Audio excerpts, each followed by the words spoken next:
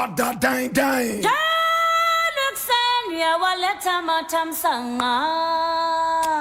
This. Yes. The voice of the patriot. And here we speak truth to power. Here we don't criticize, but if we must criticize, we'd only do that on one condition: to build and not to destroy. That is why we keep saying we are in the service of God and country. This is the voice of the patriot. In the service of God and country, and from the news reel, we endeavor to always keep it real.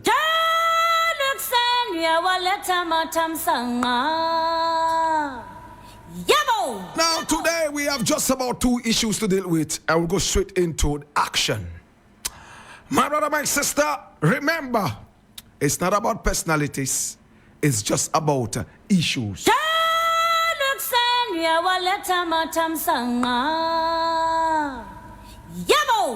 Now from Ghana Web, I read breaking. Blakk Rasta summoned by Appointments Committee over bribery claims. And I read. Now the Appointments Committee of Parliament has summoned lawyer and social activist Blakk Rasta concerning alleged bribery claims he made against members of the committee. Now the outspoken activist Blakk Rasta made serious allegations against the members of the Appointments Committee, accusing them of accepting monetary bribes to expedite and approve ministerial nominees after their vetting process. Blakk Rasta questioned why such corrupt practices were not being pursued by the Anti-Corruption Committee, Operation Recover or Loot. So, all the monies the ministerial appointees are being asked to pay to the Appointments Committee just to get approved, are those ones not affected by oral? Strange republic, he wrote in a Facebook post on January 24, 2025. Now, in response to the serious allegations, the chairman of the committee, Bernard Ahiafo, categorically refuted the claims, stating that no such incident had occurred. Now, according to him, he is willing to submit himself for an investigation, maintaining his integrity and insisting that he has not engaged in any corrupt activity. It is unfortunate that members of the Appointments Committee will be tagged with corruption. Our attention has been drawn to a media statement by Blakk Rasta to the effect that the majority members of the committee have been demanding money before approving the nominees, and the chairman must submit himself to oral. Let me place on record that I am ever ready to submit myself to oral. Now, the second aspect was to the effect that all the committee members were taking money from the nominees before vetting and approval. Now, this morning, instead of starting vetting by 10 a.m., we were called into a conclave to deliberate on this issue, he said. He added, we need to stop certain attitudes. So therefore, I, Bernard Ahiafo, the first Deputy Speaker of Parliament and the Chairman of the Vetting Committee, wants to place it on record that myself and the committee members did not demand any money from any nominee before vetting and approval. He continued. All right.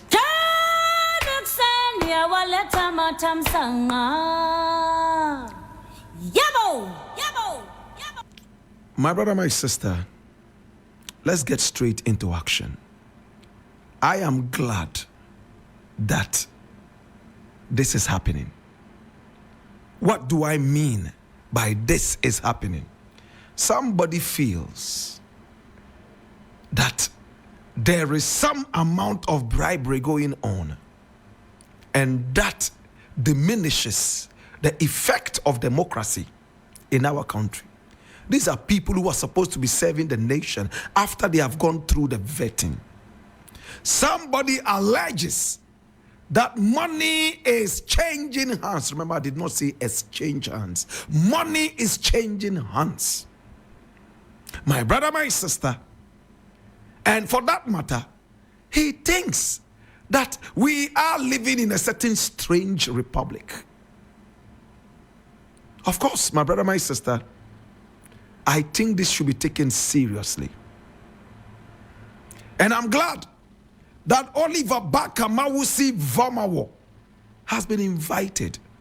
And in other reports, he is eager to appear tomorrow in Parliament to be able to talk to the whole country and be able to tell us exactly what he means by money is being demanded before appointees are vetted and approved speedily. Now, my brother, when you read from other news portals, it is interesting. Now, there is one here from my own Tree News, and it says, if majority doesn't value their reputation, the minority does. Annoh-Dompreh on bribery allegation, my brother, and he is the Nsawam Adwejiri lawmaker, Frank Annoh-Dompreh, and he says that the minority cannot take lightly the allegation that members of the appointment committee take money from ministerial nominees before approving them. To that end, he wanted the vetting of the nominee suspended until after the allegation is dealt with by the committee. My brother, my sister, this is what should happen. But later, the same Annoh-Dompreh comes out to say, well, we cannot halt or stop this vetting just because of one allegation from one person. My brother, these same people who are talking about the fact that they value their integrity and reputation, it looks like they are behaving like comedians. May I go deeper? Can I go deeper? Can I go deeper? Watch this. My brother, we were in Ghana here when in Parliament, a sitting MP from Tema demeaned himself and the whole Parliament of Ghana by picking up ballots, stashing that into his mouth because the elections were not going the right way, in his opinion, to support his candidate, the candidate of his party, when we were voting for a Speaker of Parliament. We all remember Carlos. He was the one who did that. In one way or the other, he was supported by the majority in Parliament then. Today, my brother, my sister, the majority that all of a sudden has become minority says it has some integrity. Where is that integrity? When we flew planes out of this nation, private planes, my brother, my sister, to fly in MPs, as to who paid for those chartered flights, the guess is as good as mine. They flew them in. People who were even on the surgeon's tables, their brains opened like newspapers. My brother, my sister, the surgeon had to close this in emergency and send them flying back to Ghana to vote for a certain demonic e-levy. What research went into that? What integrity was at stake? At the end of the day, the so-called e-levy has become an albatross around the necks of not only these ingenious Ghanaians who said, no, we didn't want the e-levy, but also the so-called majority in Parliament at the time that voted for this. Today they are crying that they have some integrity. My brother, my sister, let's get more serious. What integrity do you have when you go to Parliament and most of the time we hear you heckling each other, making so much noise all over the place? Where is that integrity? Sometimes I wish that I had a way of deciding who in Parliament takes salary and who doesn't. A lot of these parliamentarians will never take any salary. They are wasting the time of the constituents and the constituencies. It's a shame. People who are supposed to be called honorables A lot of the time are so dishonorable. How can you chew ballot paper? Are you a goat? What's wrong with you? My brother, my sister, we all sit down here and we see how our parliamentarians behave. The other day, there were bribery allegations. My brother, members of the majority came out to say, yes, bribery from one businessman. What happened to that? Did we go into that? Yet you claim you have some integrity. The Speaker of Parliament right now, Alban Bagbin, the other day, before he became the Speaker, told us that Parliament was full of bribery. Do we all remember that? Where is your integrity when your Speaker, now turned Speaker, has never pulled it back? He has never renounced and denounced what he said, that Parliament was full of bribery and that bribery was going on. The way you even go about your things, the way you even vet the people, it leaves much to be desired. My brother, my sister, are we really on the side of Ghana, or we are on the side of partisan parties? It's a shame to be an MP in Ghana. If I were an MP in Ghana, I would be so ashamed. I will never ask anybody to call me an honorable. It's a shame the way we carry out our dealings in the Parliament House. Heckling each other night and day. Some people can wake up early in the morning before cock crow just to go into the Parliament House to sit on the majority side. They will deny themselves sleep. Yet these same people will refuse to go to the Parliament House to discuss the business of the day. Where is your integrity? Where is the integrity? Where is your integrity? For me, the parliamentary job in Ghana is a part-time job. They have their other businesses and they only do this as a part-time job so they can make extra money. It's time to sit back and look at the work of a parliamentarian in Ghana. No wonder Canada, Japan, whilst an MP said it was so cheap to be a parliamentarian in Ghana. MPs were cheap. Who hauled him before Parliament? Did anybody haul him there? There was a time they said they were going to haul him before Parliament. What happened to the thing? At the end of the day, what happened? Our Parliament is nothing but a rubber stamp of the executive. Depending on who has the majority, it's a walk in the park. And Ghana bleeds to death every day. It's a shame. And these guys sit in Parliament wearing their ugly suits and ties, and in this heat all over Africa, we are using the taxpayers' money to keep them cold in the Parliament House, only for them to play this. I don't want to use that word. I am so disappointed. Parliament shouldn't have sat today. There is a serious allegation.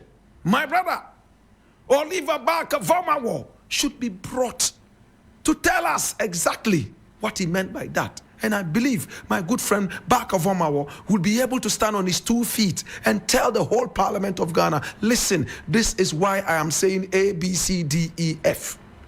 It is time. Now you have the ears of the nation.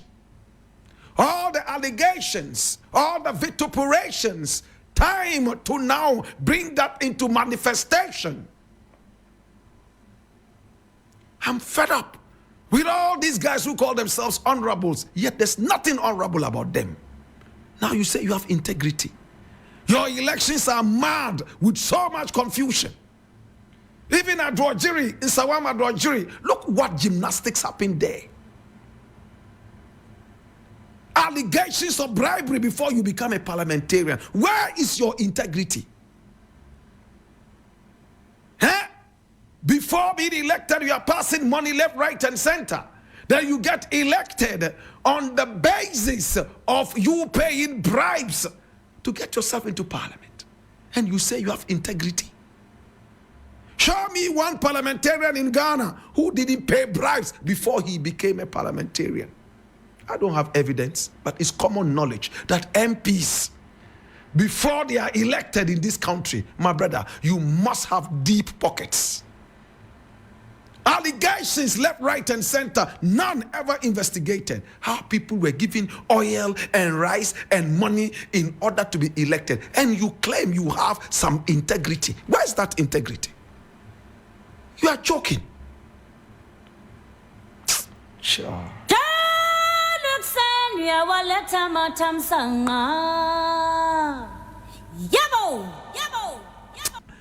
I quickly want to throw this away, and I encourage Oliver Barker Vomawa, whatever facts you have, please come forward with this. You have been able to stand on your 2 feet all this while.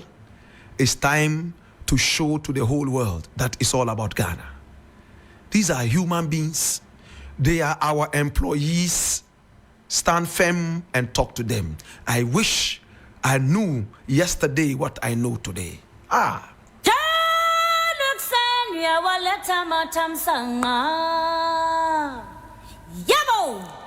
This one here is from Peace FM Online. And he says, I can't disrespect ex-President Akufo-Addo. My comments were not directed at him. Lance Minister Designate clarifies. And I read, Lance and Natural Resources Minister Designate Emmanuel Kofi-Boah has clarified his widely discussed remarks on the reign of former President Nana Akufo-Addo. Now the comments made shortly after the former president's final State of the Nation address on January the 3rd have drawn criticism, particularly from the New Patriotic Party, who labeled them as harsh and disrespectful.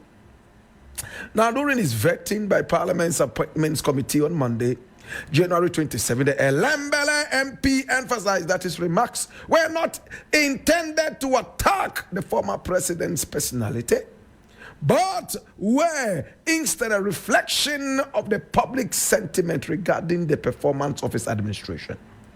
I have enormous respect for President Akufo-Addo and any president who occupies this highest office of our land, he stated. Now, the decisions they are confronted with are enormous and grave, and I don't think we take that lightly at all. My comments were directed at the president, reflecting the views of the Ghanaian people who felt they had gone through significant hardships. His response came after Minority Chief Whip Frank Annoh-Dompreh sought clarification on the tone of the comments, which many perceived as scornful. Now the nominee defended his remarks, asserting that as the then deputy majority leader, he had a responsibility to articulate the frustrations of Ghanaians. On whether he will retract his comments with the benefit of hindsight, Mr. Kofi-Boah stood by the essence of his statement, noting that it resonated with the people. However, he admitted, if there are words that came out sounding disrespectful, I regret them. Despite this explanation, Mr. Annoh-Dompreh pressed further, questioning the tone and phrasing of the remarks. In response, the nominee said, if there are alternative words that better convey the sentiments I expressed, I am open to using those words in the future.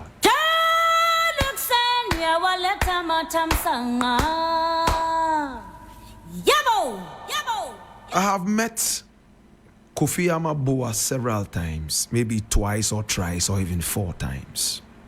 He's a brilliant guy. He was a postmaster in America. His wife and children live in America.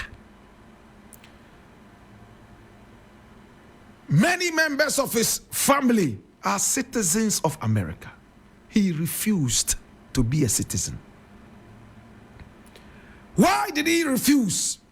After staying a number of years in America, he was qualified to own an American passport as a citizen. He said no. Why did he say no?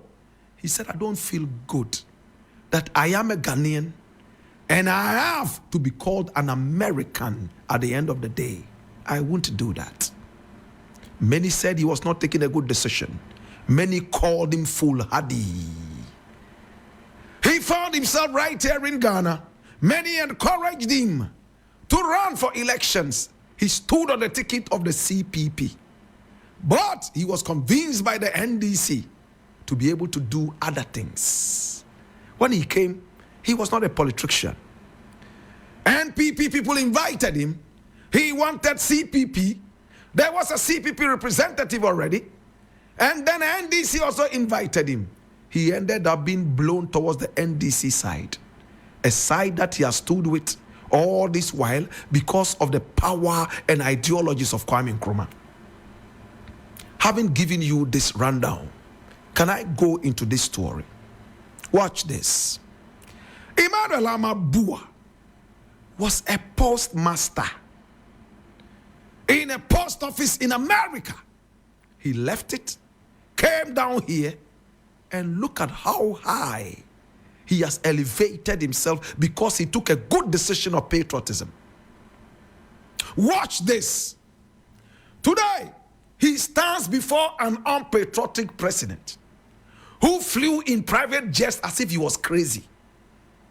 He stood before an unpatriotic president who ran down this nation's economy like a man who had gone nuts. When we were begging this president and telling him, Mr. President, you are flying one too many times, he said, forget it. When Cecilia Dapa had millions under her bed and in cobwebs and rat holes and mole holes in her room, he exonerated her by saying, I know that you are a very, very, very loyal person and very honest. You shall be exonerated. That matter has fizzled into thin air after it became a mirage. May I go deeper? He stood before an unpatriotic president who feeds our school children as if they were prisoners coming from Kirikiri in Nigeria.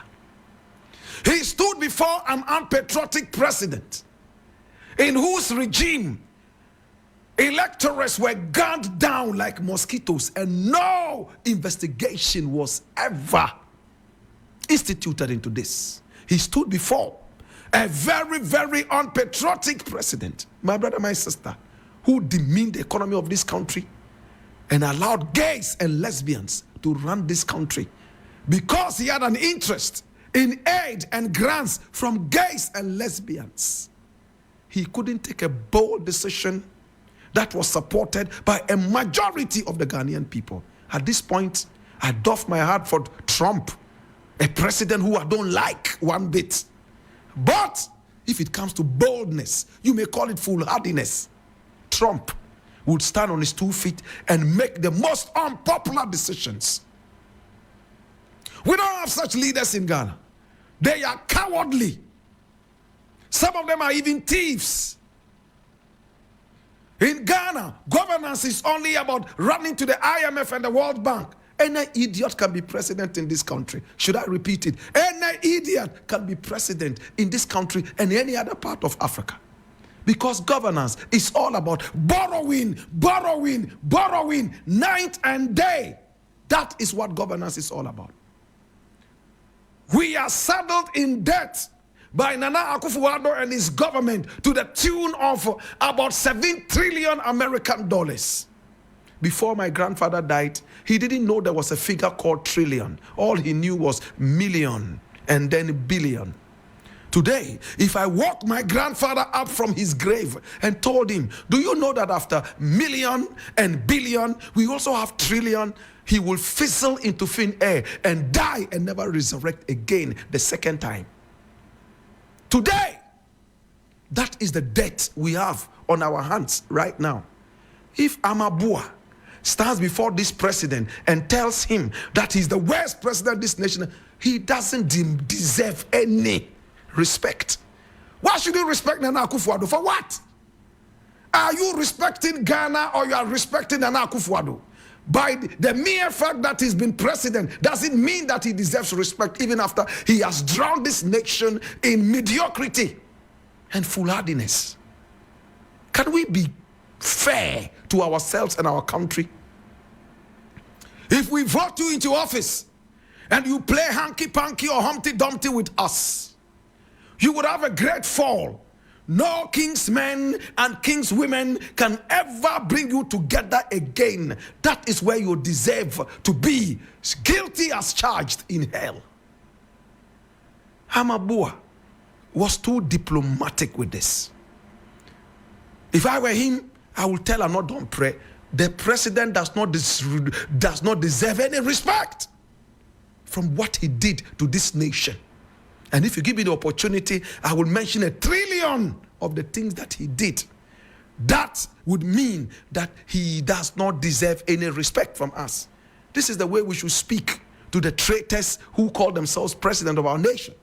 That way, we would be able to save our country from all these guys. If they know that when they die, we will bury them in shallow graves and spit on their graves. Whilst they are alive, they will behave themselves.